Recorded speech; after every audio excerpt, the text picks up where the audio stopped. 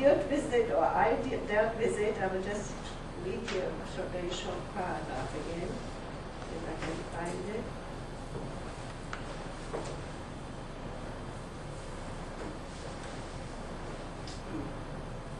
I was glad this is after the war, busy with schoolwork and performances because there were horrible pictures in the newspaper now. Pictures of piles of dead bodies and people who were alive but had no flesh on them, just bones. They were pictures from places called concentration camps where the Nazis had been hiding and killing Jewish people and others they wanted to get rid of. I couldn't believe it was true. Nobody could do something so horrible. Renate, that's her sister, said the Bolsheviks had done it. They had been at those camps first, hadn't they? They had killed all of these people, and now they tried to blame our Führer. It didn't make sense. Because why then were Reichsmarschall Göring, Admiral Dönitz, Albert Speer, and others whose names I had heard but didn't know, on trial in Nuremberg? Goebbels, who up to the end had talked of the Wunderwaffe, V2, and final victory, was dead. He had poisoned his 6 children, his wife, and himself, like Hitler. I hadn't understood why he had done that. Now it made sense. If he was responsible for the horrible, inhumane things that had gone on in the camps, he knew he would be punished. He knew, like Hitler had known, he would die. But why did he kill his children? How could he do that? If he could kill his own children, yes, he would have been capable of ordering the death of strangers. So this is trying to come to terms once he learned what actually had gone on. They hadn't been sent to Jerusalem. They had been sent to concentration camps. And here I have another little.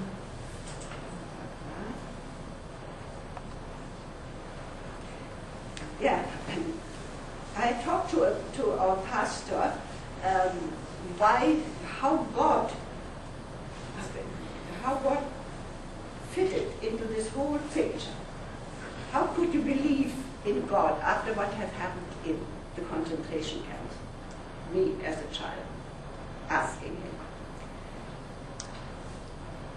He had told me he can't explain this, but he felt we need a higher being, we need to hang on to something that's better than us, we believe in that. And so I write here, whenever I was in trouble, I prayed to Holy Mary for help. Whenever something good, pleasant, favorable happened to me, I gave thanks to her. I did it without thinking. Still, he hadn't answered my question about the killing of the people in the concentration camps. Why God hadn't saved them? Nobody in school talked about the horrors the Nazis had committed. We were studying the conquests of Alexander the Great in history class. He was hailed as a hero. Hitler had been my hero. I had believed him to be our savior, the only man who could protect us from our enemies, who, as he had us made believe, were out to destroy or enslave us. Renate, my sister, still loved him. She couldn't turn her emotions around. She was stuck in the past. I wondered how many people might still think like her. I knew my father condemned our gruesome past, though he didn't talk much about it. Did he feel guilty for having been a follower? But what could he have done?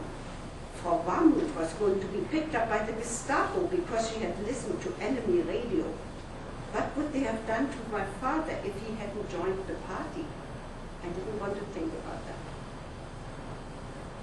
So those thoughts went through my mind and my sister's minds too.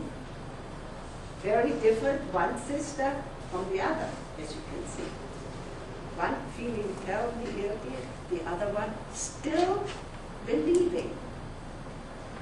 Because she had been a great athlete in the Hitler Youth, she had been gone camping. She had, as a middle sister who wasn't normally that appreciated and not that white, she had had a fantastic time. She had felt as a worthy human being because of her athletic achievement.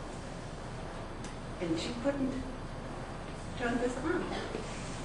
She could not believe what was done, totally brushed it out of her mind, and still, and I can say to this day, was a Nazi.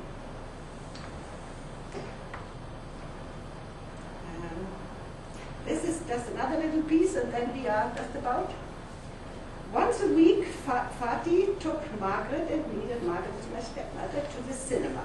Arthur J. Rank films made in England, starring Stuart Granger, James Mason, Margaret Lockwood, and Phyllis Corwood, were historical dramas with beautiful costumes depicting some undying passion wrought with wrath and jealousy. I would sit, my eyes glued to the screen, spellbound. With a great big gong, Rank's trademark being struck, I entered into another world. If only there wasn't the Wochenschau, the weekly newsreel that was shown before every film. Horrendous deeds the Nazis had committed were still discovered. Graves, if you could call them that, were found. Mass graves where thousands of bodies had been dug under. I always closed my eyes when they showed the mangled bodies or these gruesome ovens where Jewish people had been burned. Is it over? I would ask my mother. Can I open my eyes again? If only I could plug my ears too. Listening to the horrors was enough to give me nightmares. What a relief when the gong was struck and the film began and I could enter into that other world, a world of beautiful people, lovely costumes, and great passions. At home, in my bed, I imagined I was a suffering heroine and handsome Granger loved me, and Lockwood, the bad witch, would try to ensnare him and take him away from me. But she didn't succeed because he loved me, only me. I would fall asleep picturing myself in his arms and wake up bathed in sweat, breathing hard. The mangled bodies had entered my dream.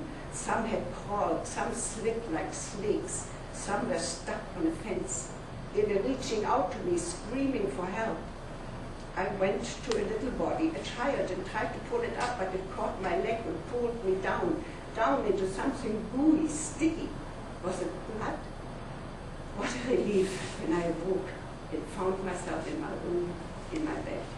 My nightgown was all twisted around me, and one foot was tangled up in the sheet.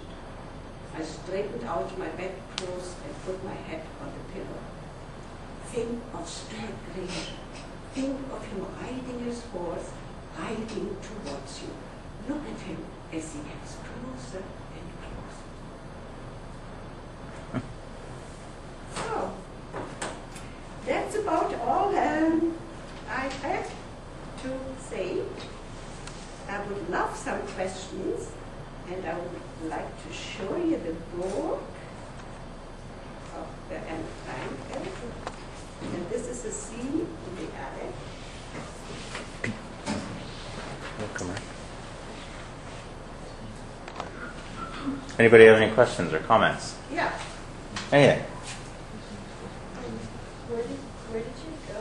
Where did you and your family go? Can you speak up a bit? I'm unfortunately not that of hearing anymore. Where did you and your family go? We settled after 2 stops in the west again, in northern Germany, and we were very fortunate because my father could start up his business again. So he was soon doing very well again. He was also a very ambitious man, you know, who just couldn't take it, could be done. Question here from Ryan. Yeah. What concentration camp were you closest to when you? It would be in Poland, the one. What is it called again now? Oh my God. The big one? The main one? Yeah. Or Auschwitz? Auschwitz. Would be Auschwitz, yeah. How far would you say that'd be away? could be 100, 120, 200K, at least, I would say. So it's not like that far.